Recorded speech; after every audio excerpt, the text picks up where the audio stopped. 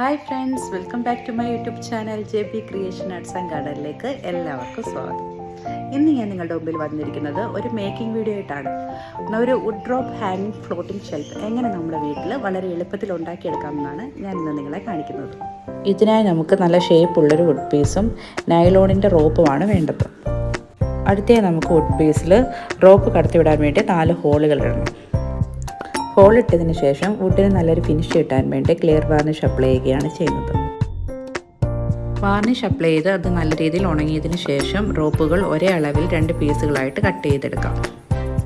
Would പീസിലെ ഹോളുകളിലേക്ക് റോപ്പുകൾ നമുക്ക് കയറ്റിയിടാം. Cut ചെയ്ത 2 റോപ്പുകളും 2 സൈഡുകളിൽ വേണം കയറ്റിവിടാൻ.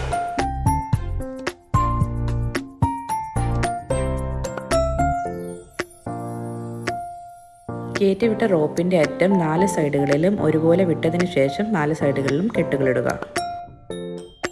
റോപ്പിൻ്റെ അറ്റം മുകളിലേക്ക് പിടിച്ച് ചരിവുകളില്ല എന്ന് ഉറപ്പുവരുത്തുക.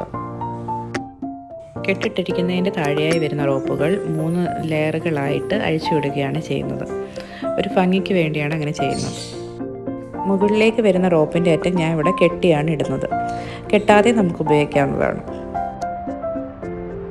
3 ലെയറുകളായി വിട്ടിരിക്കുന്ന ഓരോ അറ്റത്തും ഓരോ കെട്ടുകൾ കെട്ടി അത് ചീപ്പ് കൊണ്ട് ചീവി മൂടി പോലെയാക്കി ഇട്ടിരിക്കുകയാണ് ചെയ്യുന്നത്.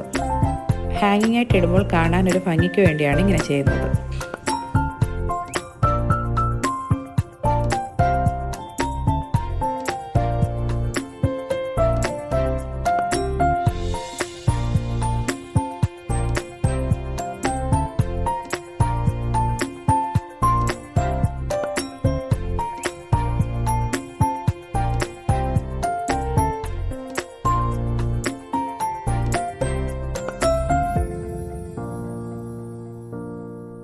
വീടിൻ്റെ സിറ്റൗട്ടിലാണ് ഞാനിത് ഹാങ് ചെയ്തിരിക്കുന്നത്. നമുക്ക് ഏത് പ്ലാന്റ് വേണമെങ്കിലും ഇങ്ങനെ വെച്ച് സെറ്റ് ചെയ്യാവുന്നതാണ്.